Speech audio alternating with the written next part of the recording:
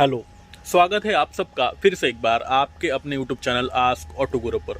और आज की इस वीडियो में मैं आपको टीवीएस स्टार सिटी प्लस, जो काफ़ी बेहतरीन कंप्यूटर सेगमेंट की गाड़ी है, टीवीएस की पेशकश है। मार्केट में जो धुरंधर है, जैसे स्प्लेंडर है, प्लैटिना है और भी कई सारे हैं, इन सभी को, लीवो है, इन सभी को ये टक्कर देती है TVS star city plus. BS6 में आने के बाद इसमें कई सारे बदलाव हुए हैं। और जब ये गाड़ी मार्केट में आई थी तब मैंने इसके ऊपर कई सारे वीडियोस बना के डाले हैं, मतलब 3 से 4 वीडियोस मेरे रहेंगे शायद, ओनरशिप रिव्यू के साथ साथ, रियल लाइफ एक्सपीरियंस के साथ साथ और भी कई तरह की चीज़ें आपको पर्टिकुलर इसी गाड़ी से रिलेटेड मेरे चैनल पर मिल जाएगी। काफ़ी ज़्यादा डिमांड के बाद इसके कुछ पॉजिटिव पॉइंट्स और निगेटिव पॉइंट्स की आज मैं यहाँ बात करने वाला हूँ। तो सबसे पहले बढ़ लेते हैं पॉजिटिव पॉइंट्स पे कि आपको ये गाड़ी क्यों खरीदनी चाहिए, कौन से ऐसे पॉजिटिव पॉइंट्स है इसमें जो आपके लिए बेहतर साबित हो सकते हैं। और फिर इसके बाद बात करेंगे निगेटिव पॉइंट्स की कि ऐसे कौन से निगेटिव पॉइंट्स है जिस वजह से आपको इस गाड़ी को नहीं खरीदनी चाहिए।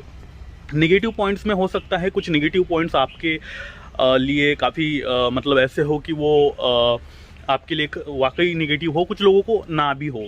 पॉजिटिव पॉइंट्स की बात कर ली जाए तो सबसे पहला पॉजिटिव पॉइंट इसका ये निकल करके आता है कि इसके जो माइलेज आपको मिल रहा है वो लगभग 65 प्लस, गिरी सी गिरी कंडीशन में भी आपको 65 प्लस का माइलेज मिल जाता है। फिर चाहे आप हाईवे पे चलाओ, फिर चाहे आप सिटी में चलाओ, ट्रैफिक वाले रास्तों में चलाओ, तो ऐसा है। माइलेज सबसे बड़ी चीज़ है इसकी, जो कि एक पॉजिटिव पॉइंट में आता है। दूसरा, इंजन जो है इस गाड़ी का बाकी गाड़ियों के मुकाबले काफ़ी स्मूथ है। अब अगर मैं स्प्लेंडर की बात करूँ या फिर प्लैटिना की बात करूँ, नो डाउट उनका भी इंजन स्मूथ है, लेकिन थोड़ा सा एक मिड रेंज परफॉर्मेंस जब अपन ट्राई करते हैं तो उस वक्त आपको इस पर्टिकुलर गाड़ी का इंजन कुछ हद तक स्मूथ लगता है। हालांकि सिर्फ 8 bhp की ये पावर जनरेट करता है और तरह तरह की जो चीज़ें हैं, मतलब वो बाकी कॉम्पिटिटर्स से मैच नहीं हो पाती हैं। तो ऐसे में आपको इसका कहीं ना कहीं इंजन थोड़ा सा स्मूथ ज़रूर लगता है। थर्ड जो इसका पॉजिटिव पॉइंट है वो है इसके लुक और कहीं ना कहीं इसकी प्राइस। लुक तो जैसे आप इमेजेस में देख पा रहे हो काफ़ी अच्छा है, बेहतर है। लुक सब्जेक्टिव मैटर होता है, वैसे भी इसके ऊपर ना ही बोले तो बेहतर है। प्राइस की बात कर ली जाए तो 75,000 से लेके 80,000 ये एक शोरूम प्राइस है, अलग अलग जगह पे अलग अलग होती है। तो अगर ऐसा है तब भी आपको ये गाड़ी बाकी कॉम्पिटिटर्स के मुकाबले सस्ती मिल रही है। हालांकि प्लैटिना इससे थोड़ी सी सस्ती है और टीवीएस स्प्लेंडर भी थोड़ी सी सस्ती है, लेकिन जिस तरह से गाड़ी की पेशकश आपके सामने की जा रही है उस तरह से जो इसकी प्राइसिंग है कहीं ना कहीं कॉम्पिटिटिव है। फोर्थ सबसे बड़ा पॉइंट जो है इसका पॉजिटिव पॉइंट्स में इसे गिना जाता है वो है इसकी कंफर्टेबल एबिलिटी। सिटिंग पोजीशन की पर्टिकुलर बात कर ली जाए तो जी हाँ, यहाँ पे काफ़ी बेहतर सिटिंग आपको मिल रही है, राइडर के लिए भी और पिलियन के लिए भी।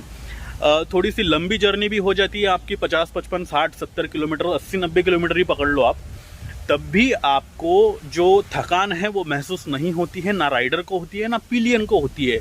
पीछे पकड़ने के लिए बेहतरीन ग्रैब रेज आपको मिल रहा है पिलियन के लिए। और प्रैक्टिकलिटी के मामले में देख लिया जाए तो सिंगल साइड अगर कोई बैठ रहा है, मतलब घर में लेडीज़ होती है, जैसे मम्मी है, दादी है, तो वो लोग भी सिंगल साइड बैठ सकते हो। अभी जैसे मैं यहाँ दिखाना चाहूँ आपको, तो मैं जो स्प्लेंडर खड़ी है तो यहाँ उस गाड़ी के यहाँ पे भी बैठ सकती है इस गाड़ी के, नो डाउट, लेकिन उस गाड़ी के भी आप वहाँ पे किसी लेडीज़ को बिठा करके आराम से जो है जर्नी कर सकते हो, इसमें कोई दोहराया नहीं है। फिफ्थ और सबसे बड़ा पॉजिटिव पॉइंट इस पर्टिकुलर गाड़ी का ये है कि इसका जो हेडलाइट है, हेडलाइट देखो पहले हेलोजन मिला करता था, लेकिन अब आपको फुली LED हेडलाइट मिल रहा है, जिस वजह से होता यह है कि इसमें आपको रात की जो पूरे अंधेरे को चीर कर चलती है, ये काफ़ी अच्छी रोशनी देती है और मतलब डिसअपॉइंट नहीं करती है। घने जंगल हो या फिर बारिश गिर रही हो या फिर डार्क नाइट हो, तब भी आपको इसका हेडलाइट प्रॉपर जो है विजुअल एबिलिटी क्रिएट करता है। और सामने से बड़ी गाड़ी भी क्यों ना हो आ रही है, तब भी आपको अच्छा खासा रोड दिखाने में ये सक्षम है। और 6 जो पॉजिटिव पॉइंट मैं कहूँगा इसका वो है इसके सस्पेंशंस। स्मूथ है, खराब रास्तों पे भी अच्छा खासा सस्टेन कर लेते हैं। इसी सस्पेंशंस में एक नेगेटिव पॉइंट भी ऐड हो जाता है, वो ऐसा है कि अगर 2 हट्टे कट्टे बंदे इस गाड़ी पे बैठे हैं तो वैसे में जो इसकी मतलब काफ़ी ज़्यादा स्मूथ होने की वजह से नीचे तक जो है वो झुक जाते हैं। और कहीं ना कहीं अगर ख़राब रास्ते हैं तो फिर नीचे से ग्राउंड क्लियरेंस जो है गाड़ी का इतना अच्छा नहीं है और नीचे से कुछ ना कुछ हिट होने का चांस रहता है। तो ये है पॉजिटिव पॉइंट्स की बात कर ली गई है, अब चलते हैं निगेटिव पॉइंट्स की ओर और देखते यहाँ पे क्या आपको जो है डिसअपॉइंट करने वाली चीज़ है। सबसे पहली चीज़ जो मैंने पर्सनली इस गाड़ी की ऑब्जर्व की है और साथ ही बाकी लोगों ने भी ऑब्जर्व किया है, वो है इसमें मिलने वाले वाइब्रेशंस। जैसे मैंने थोड़े टाइम पहले कहा था, इसमें सिर्फ 8 bhp की पावर आपको मिल पा रही है और अगर आप 70 या फिर 75 किलोमीटर पर हावर का स्पीड अचीव करना चाहते हो तो ऐसे में जो इसका इंजन है वो काफ़ी ज़्यादा वाइब्रेट होने लग जाता है। वाइब्रेशन फुट रेस्ट पे भी आने लग जाते हैं, पिलियन के ग्रैबरिल्स पे आने लग जाते हैं, हैंडल बार पे आने लग जाते हैं। तो ये बड़ी दिक्कत है। ये है इसका फर्स्ट निगेटिव पॉइंट्स। दूसरा, यहाँ पे जैसे ओवरलोड अगर कर लिया आपने, जैसे मैंने अभी थोड़े टाइम पहले कहा था, अगर 2 हट्टे कट्टे बंदे आपने बिठा लिए तो ये गाड़ी चढ़ान पे इतनी ज़्यादा पावर नहीं दे पाती। आपको से 8 bhp ही पावर जो है जनरेट करती है। अपनी सेगमेंट में ठीक ठाक ही है, बहुत ही कम ऐसा मैं नहीं कहूँगा, लेकिन फिर भी जब 2 बंदे हैं, सामान है, बीच में कुछ लगता है, एक आधी गोनी वगैरह है या फिर कोई तीसरा बंदा बैठा है, तो जो इसका इनिशियल पिकअप है वो कहीं ना कहीं डाउन हो जाता है। ये कहीं ना कहीं थोड़ी सी थोड़ी सी अटकने वाली चीज़ है, खटकने वाली चीज़ है। इसके बाद जो थर्ड निगेटिव पॉइंट है वो है रोड ग्रिप। अब रोड ग्रिप ये डिपेंड करती है टायर्स पे।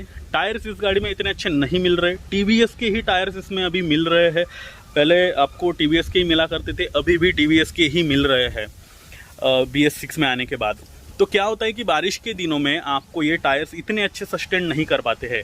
मतलब सस्टेन का मतलब ये है कि जब कॉर्नरिंग लेते हो आप तो कहीं ना कहीं अनकंफर्टेबल फील होता है। जब आप कहीं ना कहीं रास्तों पे मिट्टी वगैरह गीली पड़ी है, मिट्टी है या फिर रेत वगैरह ही समझ लो आप, तब भी आपको थोड़ा सा अनकॉन्फिडेंस फील होता है कि गाड़ी फिसल सकती है, गिर सकती है। और फिर बारिश के दिनों में तो बात ही अलग है इसकी। तो ऐसा सा कुछ अनुभव आपको गाड़ी चलाते वक्त होता है, जो कि इसके टायर्स की वजह से है, जो इतनी अच्छी रोड ग्रिप नहीं पकड़ पाते हैं। फोर्थ और आखिरी जो इसका निगेटिव पॉइंट है वो है टीवीएस का सर्विस नेटवर्क। पहले के मुकाबले टीवीएस ने डेफिनेटली ये चीज़ इम्प्रूव करी है और इस चीज़ को मतलब जैसे सर्विस नेटवर्क के साथ साथ जो स्पेयर पार्ट अवेलेबिलिटी है वो भी कुछ हद तक इम्प्रूव हो चुकी है। लेकिन आज भी कुछ रूरल एरियाज में इस तरह के प्रॉब्लम्स आ रहे हैं कि पर्टिकुलर इसी गाड़ी के स्पेयर पार्ट अवेलेबिलिटी आपको इतनी अच्छी नहीं मिल पा रही है। तो ये एक इसका नेगेटिव पॉइंट है। और अगर आप सिटी वाले एरिया में रहते हो तो नो डाउट आपको इसके स्पेयर पार्ट हर जगह मिल जाएंगे। टीवीएस के शोरूम्स में भी आपको मिल जाएंगे, सर्विस सेंटर्स में मिल जाएंगे। लेकिन किसी रूरल एरिया में ये चीज़ें मेरे हिसाब से अभी भी दिक्कतें देने वाली है, सर्विस नेटवर्क और स्पेयर पार्ट अवेलेबिलिटी। वैसे मैं दोबारा कहना चाहूँगा कि टीवीएस ने पहले के मुकाबले अभी काफ़ी ज़्यादा इम्प्रूवमेंट जो है इन सभी चीज़ों में करी हुई है। स्पेयर पार्ट अवेलेबिलिटी कह लो या फिर आपका जो सर्विस नेटवर्क है उसके मामले में। तो यही थे कुछ पॉजिटिव्स और नेगेटिव पॉइंट्स। अगर आप इस गाड़ी को यूज़ कर रहे हो तो आप भी आपका रियल लाइफ एक्सपीरियंस हमारे साथ शेयर कर सकते हो, क्योंकि हर मंडे रात 9 बजे मैं लेकर आता हूँ आपकी बात आस्क ऑटो गुरु के साथ इस एपिसोड को, जहाँ पे आप ही के द्वारा शेयर किए गए रियल लाइफ एक्सपीरियंसेस को मैं बाकी पब्लिक के साथ शेयर करता हूँ। जिससे होता यह है कि आप जिस गाड़ी को यूज़ कर रहे हैं वो आगे किसी को खरीदनी चाहिए या फिर नहीं, आपकी जुबानी मैं बाकी लोगों को सुनाता हूँ। इसके अलावा अगर आप चाहते हो कि आपके कार और बाइक से रिलेटेड सभी तरह के सवालों के जवाब आपको एक ही चैनल पर अवेलेबल हो जाए, ऐसा आपको लगता है तो ये चैनल सिर्फ आपके लिए है, इसे सब्सक्राइब करना ना भूले। और साथ ही अगर अभी भी आपने मुझे इंस्टा, ट्विटर, फेसबुक पर फॉलो नहीं कर रखा है तो वहाँ पर जाकर आप मुझे फॉलो करके आपकी दुविधाएं पूछ सकते हो, जिनकी लिंक मैंने नीचे डिस्क्रिप्शन में दे रखी है। और अब मैं चेतन पाटिल लेता हूँ आपसे विदा और फिर से मिलता हूँ ऐसे ही किसी नए इंटरेस्टिंग वीडियो के साथ। तब तक के लिए नमस्कार।